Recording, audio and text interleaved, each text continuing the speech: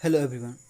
अपने पिछले video lecture में हम लोगों ने ecosystem, types of ecosystem, habitat और इकोलॉजिकल नीड्स के बारे में पढ़ा था। अब हम आगे इकोसिस्टम को कंटिन्यू करेंगे। इकोसिस्टम में एक विशेष तरह की कैपेबिलिटी होती है खुद को मेंटेन करने की, इक्विलिब्रियम मेंटेन करने की। इकोसिस्टम रेगुलेट कर सकता है स्पीसीज को, स्ट्रक्चर को, अपने फंक्शनल प्रोसेस को और इकोसिस्टम के खुद को रेगुलेट करने की इसी कैपेबिलिटी को, इसी कैपेसिटी को होमियोस्टेसिस कहते हैं। इकोसिस्टम यह दो फीडबैक्स के थ्रू करता है, पॉजिटिव फीडबैक और नेगेटिव फीडबैक। पॉजिटिव फीडबैक्स वो जिसमें चेंजेस एम्पलीफाई होते हैं, चेंजेस बढ़ते हैं और इकोसिस्टम में होने वाले चेंजेस बढ़ते हैं, और नेगेटिव फीडबैक वो जिसमें इकोसिस्टम में होने वाले चेंजेस डिक्रीज करते हैं, घटते हैं। It is mainly negative feedback which brings the change. इसका एक एग्जाम्पल समझते हैं। सपोज फेवरेबल क्लाइमेटिक कंडीशंस के कारण किसी भी इकोसिस्टम में इंसेक्ट्स का नंबर इंक्रीज कर गया, रैपिडली इंक्रीज कर गया, तो लेकिन वहाँ पे फूड का जो मात्रा है वो तो इंक्रीज किया नहीं। स्टारवेशन की समस्या फिर यहाँ पर उत्पन्न होगी और ड्यू टू स्टारवेशन बहुत सारे इंसेक्ट्स मर जाएंगे और फिर वो इक्विलिब्रियम की स्थिति में आ जाएगा। तो it is mainly negative feedback which brings a change in an ecosystem. Structure of an ecosystem. Structure को, इकोसिस्टम के स्ट्रक्चर को टू पार्ट में डिवाइड किया जा सकता है, बायोटिक और एबायोटिक। बायोटिक मीन्स में फ्लोरा, फौना और माइक्रोबायोटा। माइक्रो ऑर्गेनिम्स को एक साथ माइक्रोबायोटा कहते हैं। और जब हम एबायोटिक कंपोनेंट्स की बात करते हैं तो एबायोटिक कंपोनेंट्स को हम लोग आगे तीन पार्ट में डिवाइड करते हैं, फिजिकल फैक्टर्स, केमिकल फैक्टर्स और जियोलॉजिकल फैक्टर्स।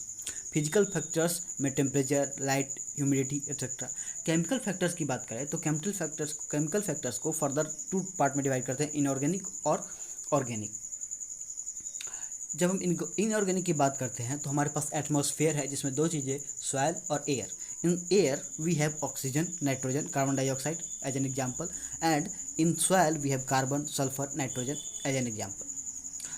जब हम ऑर्गेनिक की बात करते हैं तो लिविंग ऑर्गेनिम्स ऑर्गेनिक कंपाउंड से मिलकर बने हैं, और ये ऑर्गेनिक कंपाउंड्स, ये ऑर्गेनिक मॉलिक्यूल्स चार तरह के होते हैं, carbohydrates, lipids, proteins, nucleic acid, DNA, RNA. और फिर next one is geological factors. Geological factors, air, soil, water are geological factors. Functions of an ecosystem.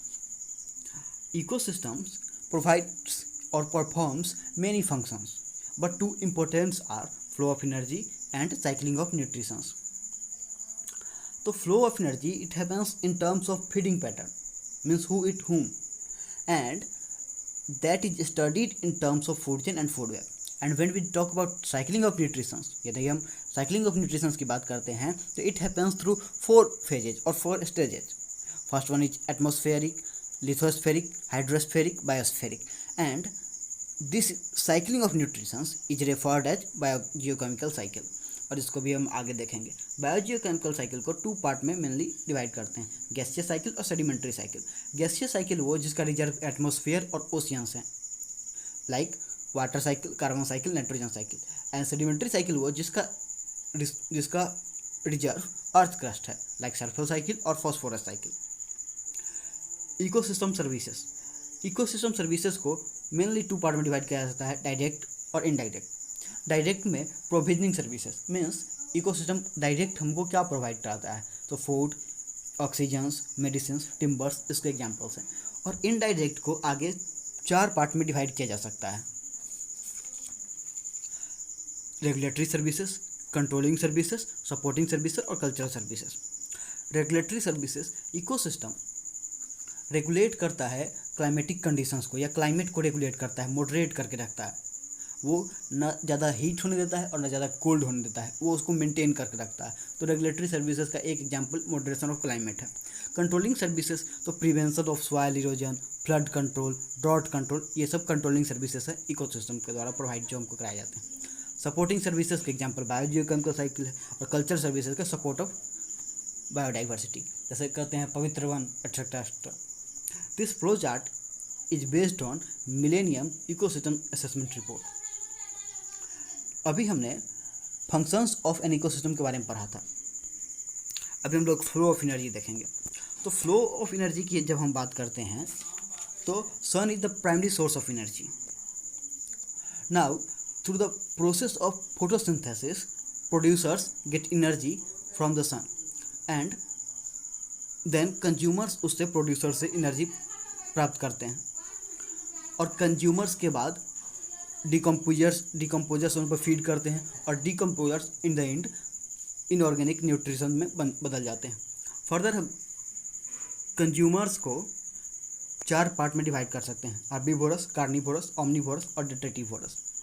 Herbivorous वो जो हर्ब्स और प्लांट्स पे फीड करते हैं, कार्निवोरस वो जो फ्लेश पे फीड करते हैं, ओमनिवोरस जो दोनों पे फीड करते हैं, और डिट्रेटिवोरस जो यहाँ पर 2 टर्म है। हमने ऊपर डिट्रेटिवोरस बोला था और decomposers. Detritivores are those type of animals which feed on the dead matter, and decomposers are those microorganisms which secrete enzymes and then they break down into smaller products like bacteria, fungi, etc. The next one is, अभी हम लोगों ने functions of an ecosystem देखा था। Functions of ecosystem में हमने energy flow और cycling of nutritions देखा था। तो एनर्जी फ्लो को हम लोग फूड चेन और फूड वेब के थ्रू पढ़ते हैं। फूड चेन ग्राफिकल रिप्रेजेंटेशन है direction of flow of energy का in terms of feeding pattern, and food web graphical representation है interconnected food chains in terms of feeding pattern. Food chain unidirectional होता है, जबकि food web both unidirectional and multi direction दोनों हो सकता है। Multi directional का मतलब ये नहीं कि ग्रास जाके डियर पे फीड कर जाएगा, हमेशा डियर ही ग्रास पे फीड करेगा, लेकिन ग्रास को डियर भी फीड कर सकता है और ग्रास वॉपर भी फीड कर सकता है। फूड चेन लिनियर होगा और फूड वेब नॉन लिनियर होगा। इसको हम यहाँ पर जो इमेज है उसके थ्रू भी समझ सकते हैं। यहाँ फूड चेन में ग्रास पर फीड कर रहा है ग्रास वॉपर को फीड कर रहा है ये फ्रॉग पर फीड कर रहा है स्नेक पर फीड कर रहा है वल्चर, और वल्चर पे फिर वल्चर अंत में लास्ट में इन द एंड डिकम्पोजर में बदल जाता है। और फूड चेन में देखिए ग्रास ओपर, यहाँ पर देखिए कॉर्न है, कॉर्न पर फीड करता है ग्रास ओपर को आगे फ्रॉग और रैट दोनों फीड कर सकता है। तो एक तरह से एक वेब बनता है, एक जाल बनता है। इसको आप देख के सही से समझ सकते हैं। फिर फूड चेन को भी हम 2 पार्ट में डिवाइड कर सकते हैं। There are 2 types of food chains, grazing food chain and detritus food chain.